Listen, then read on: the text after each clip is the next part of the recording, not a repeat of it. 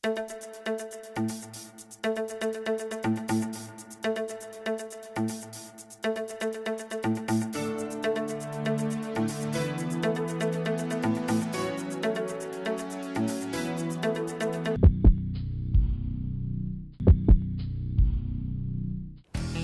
Antam Tbk Persero.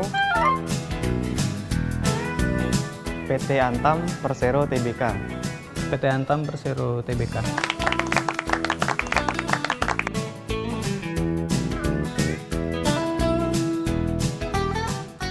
(1927) Saya nggak tahu. tanggal 5 Juli 1968.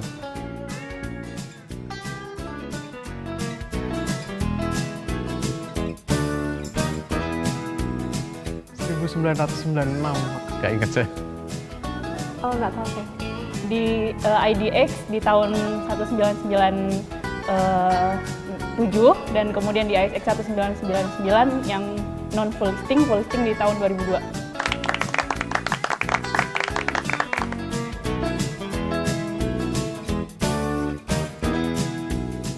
Apa ruku?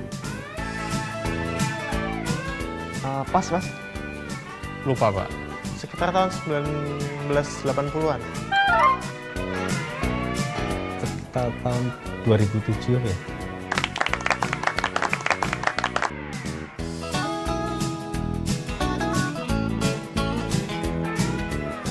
Komisaris utama itu saya nggak hafal, Mas. Saya nggak hafal. Saya nggak tahu. Robert Pakpahan. Saya ingatnya komisaris hanya Pak Laude. Laude Kamarudin. Komisaris utama PT Antam Persero Tbk adalah Bapak Sufyan. Waduh, nggak tahu.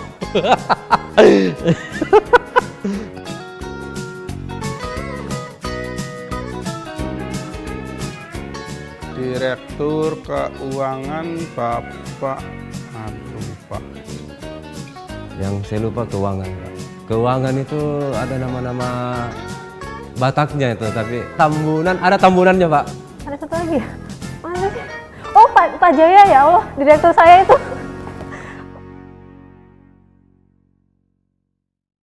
Direktur Utama Bapak Tato Mirasa. Direktur Pengembangan Bapak Hendra Santika. Direktur Operasi Bapak Teddy Badrujaman. Dari Direktur SDM ada Pak Sutikno, dari CSR ada Pak Imade, Direktur Keuangan Pak Jaya Tambunan. Yang pertama di RUT PT Antam Pak Tato Miraza. Yang kedua Direktur Pengembangan Pak Hendra Santika. Direktur SDM Pak Sutikno, Direktur Keuangan Pak Jaya Tambunan, Direktur Umum dan CSR Pak Made Surata, dan satu lagi Dirop Pak Teddy Badrujaman.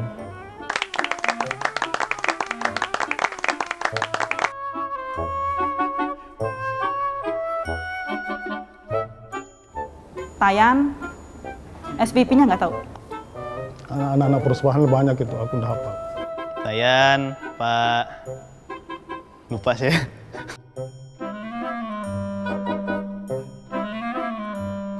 Tayan, titik-titik Setiabudi. Kalau di Tanomopaka,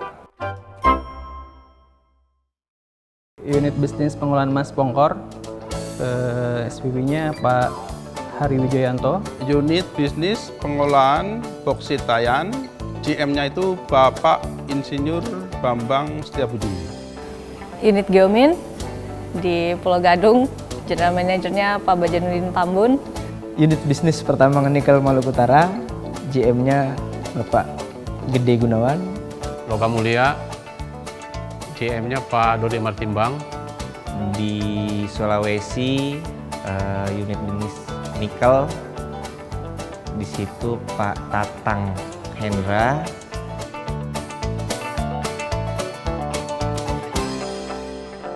Bauksit, Perak, Nikel, Veronikel, Iya, batu mentah ore. BPN Sultra dan BPN Malut itu nikel, terus Pongkor itu emas, terus LM itu pemurnian logam mulia, terus Tayan itu bauksit, kalau Geomin eksplorasi.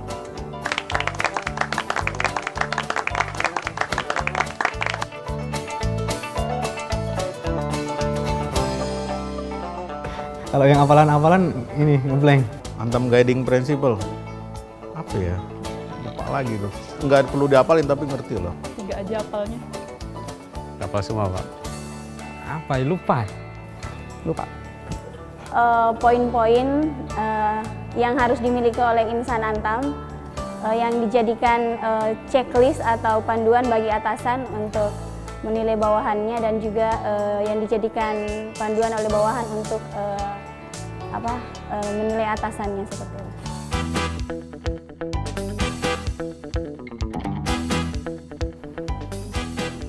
Lupa juga. Waduh, lupa juga. Professionalism, Integrity, Global mentality, Harmoni, Excellence and reputation.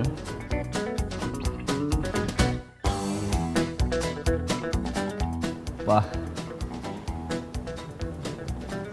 saya lupa.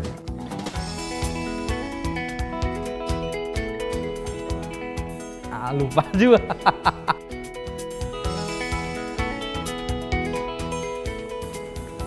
Salah ya? Beyond expectation, environmental awareness, Dan synergize partnership.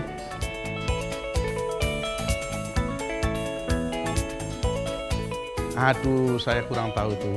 Nggak ada bocoran.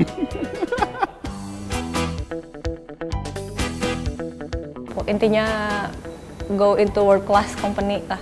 menjadi korporasi global Dan berbasis pertambangan dengan pertumbuhan sehat dan standar kelas dunia.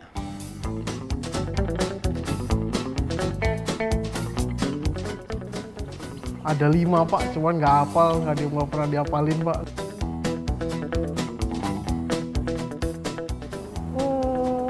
Saya lupa. mengoptimalisasikan sumber daya, terus mensejahterakan lingkungan dan masyarakat, Menggunakan teknologi tepat guna, mengolah cadangan yang ada, Mengembangkan komoditi yang ada dan mencari komoditi yang baru.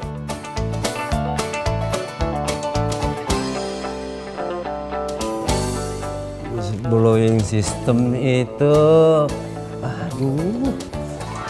saya lupa lagi. Baru tadi saya ingat, saya lupa. Kalau di alat itu blower.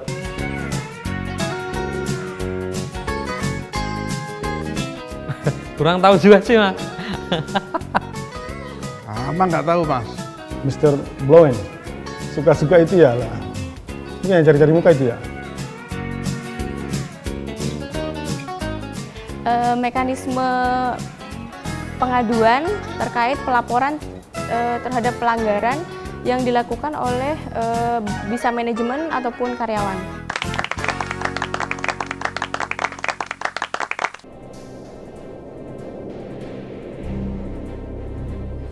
Pertanggungjawaban perusahaan terhadap masyarakat sekitar karena dampak yang ditimbulkan oleh perusahaan itu sendiri.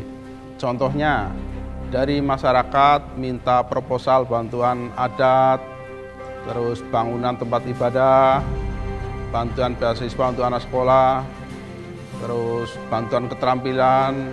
Perusahaan tambang Indonesia, CSR yang paling bagus, Antam.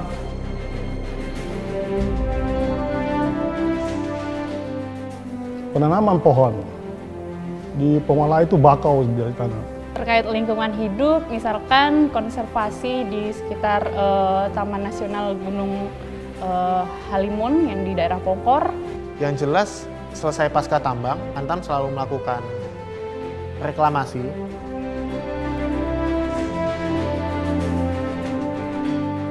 Antam harus menjadi korporasi global berbasis pertambangan dengan pertumbuhan sehat dan standar kelas dunia. Antam akan menjadi perusahaan yang besar karena multi komoditi. Saya yakin 2020 Antam akan lebih baik dari sekarang, intinya.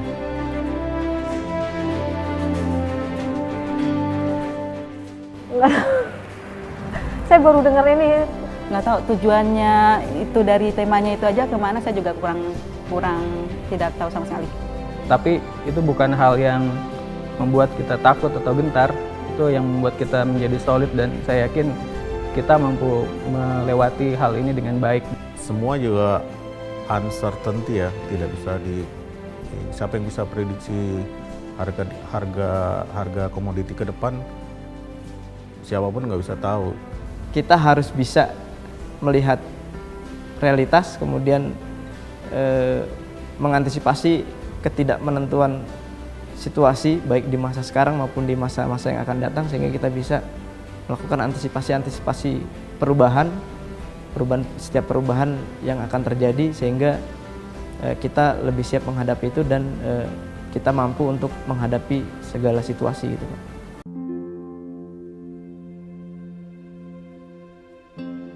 Cuman dia dulu lah efisiensinya, yang memang harus bisa diefisiensikan, tapi kalau yang enggak gimana lagi? Sekarang kan nggak boleh pakai fasilitas Garuda. Nah, sedangkan pesawat lain harganya pun kadang-kadang sama dengan harga tiket Garuda. Namun yang jelas efisiensi harus tetap ada. Ya harus dimulai dari sekarang, tidak perlu menunggu tahun depan. Misalnya udah nggak ada lagi family gathering, segala macam, itu termasuk efisiensi juga sih. Tapi dengan itu jangan kita pesimis. Semacam kalau kita punya flash disk, itu kita mendelete itu yang filenya yang gede-gede, tapi udah jelas nggak dipakai. Itu sebaiknya di efisiensi. Menurut saya di tengah kondisi global sekarang sih sangat baik, di mana kami melakukan pemotongan biaya yang cukup signifikan. Di tahun ini sudah hampir 2 atau 3 kali dilakukan cost cutting. Dan alhamdulillah operasional tetap berjalan seperti biasa. Efisiensi setuju. Kalau potong bonus ya mikir-mikir dulu kali. Efisiensi saat ini emang harus benar-benar kita lakukan, tetapi dengan pertimbangan tidak melanggar aturan yang sudah ada seperti di PKB gitu. Itu hukumnya udah kuat. Mendukung efisiensi, jangan efisiensi itu di bawah aja tapi atasnya enggak.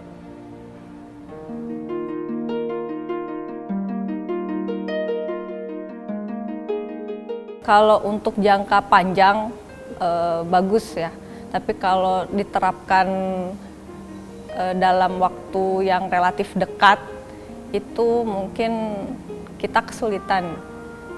Ya, kemungkinan pelarangan ekspor ori ini berdampak sangat luas. Mungkin kebutuhan karyawan akan berkurang, kita juga akan diputus kontraknya karena sudah tidak bisa lagi memproduksi. Mengurangi pendapatan Antam. Namun di satu sisi juga itu peluang bagi Antam karena kita sudah punya proyek-proyek yang sebenarnya mampu untuk mengatasi larangan tersebut. Nah, jadi kalau bisa diundurkan dulu lah. Kalau saya juga lihat dari televisi sudah banyak yang demo-demo. Secara pribadi saya berpendapat itu langkah terbaik, walaupun memang sulit untuk dunia pertambangan kita, tapi kita memang harus dicambuk sekeras itu untuk bisa bangkit dan memberi yang terbaik untuk Indonesia.